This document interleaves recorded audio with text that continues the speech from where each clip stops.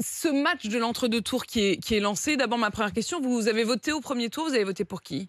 Moi, j'ai voté Mélenchon. Vous avez voté Mélenchon, donc vous faites partie de ceux qui ont entre leurs mains les clés aussi pour ce deuxième tour. Entre Macron, Marine Le Pen ou l'abstention, vous choisirez quoi? Moi, je me déplacerai pas. Hmm.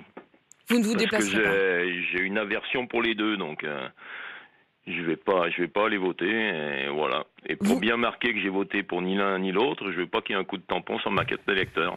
Oui, donc vous dites même pas de vote blanc ou nul, il vaut mieux Non, carrément votre blanc, montrer. ça sert à rien, le vote blanc. Au fond, je vous entends bien parce que c'est vrai que ça me frappe, notamment quand j'ai présenté la soirée électorale dimanche soir. C'est vrai que l'abstention, on en parle beaucoup. Alors on a du mal à dire si c'est uniquement de la lassitude ou de la colère, mais on sent bien quand même que quand il y a un quart des électeurs qui ne se déplacent pas, ça ressemble à de la colère. Et si cette abstention augmente entre les deux tours, alors on comprendra effectivement que c'est parce qu'il y en a une partie qui ne se reconnaît Et pas voilà. dans les deux du bout. Quand vous entendez hier Emmanuel Macron qui pourtant, pour essayer notamment de vous convaincre vous, c'est-à-dire les électeurs de Jean-Luc Mélenchon, qui est prêt à assouplir son programme sur les retraites, il sentait bien que c'était une réforme un peu chiffon rouge, ça vous a pas convaincu? Vous vous dites pas, bon, je vais quand même essayer d'y réfléchir? Moi, je le crois pas du tout, parce qu'en fait, là, ce n'est que il va proposer des choses pendant 15 jours pour être réélu. Hmm. Après, il va proposer des choses pour pouvoir voir les législatives, parce que certainement, s'il racole pas à droite et à gauche, il aura pas de majorité à l'Assemblée. Donc là, il l'a déjà fait en amont, en ayant récupéré Wurst pour les LR, récupéré Wörth qui Guigou pour le sera mon PS. invité à 7h40.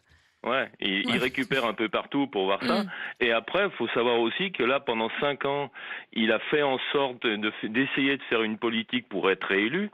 Hmm. Mais là, le cas ne se proposera plus, vu qu'il peut pas être réélu. Donc, quoi qu'il arrive, il fera sa politique, il en aura rien à foutre, il passera par des 49-3. Non, ce qui est sûr, c'est qu'effectivement, il y a eu le Emmanuel Macron du premier tour qui a plutôt été a proposé une politique de droite, clairement, avec ce marqueur, non seulement la retraite à 65 ans, mais aussi le RSA sous condition, c'est-à-dire Mhm. deux mesures qui étaient proposées par Valérie Pécresse. Et dès le lendemain du premier tour, finalement, on n'est pas si sûr qu'on fera la retraite à 65 ans. Donc c'est plus Mhm. un Emmanuel Macron de gauche. Aucun des deux ne vous convainc, ni l'Emmanuel Ah non, Macron non, premier non. tour, ni l'Emmanuel Macron Non, deuxième tour. puis en plus, il propose référendum. Alors, nous, l'expérience du référendum en France, ça fait rigoler. Hein, Mm. parce qu'il y a eu 2 référendums, on n'a pas respecté les décisions, ce qui avait été voté pour le référendum. Et en France, le référendum, ça ne sert qu'à dézinguer celui qui a posé la question. On n'est pas en Suisse, nous. Hein. Les gens... Et vous êtes nombreux d'ailleurs depuis quelques jours à nous rappeler ce référendum de 2005 qui reste vraiment visiblement comme quelque chose qui est en travers de la gorge d'un certain nombre d'entre vous. Merci Hervé d'avoir témoigné ce matin depuis Marseille.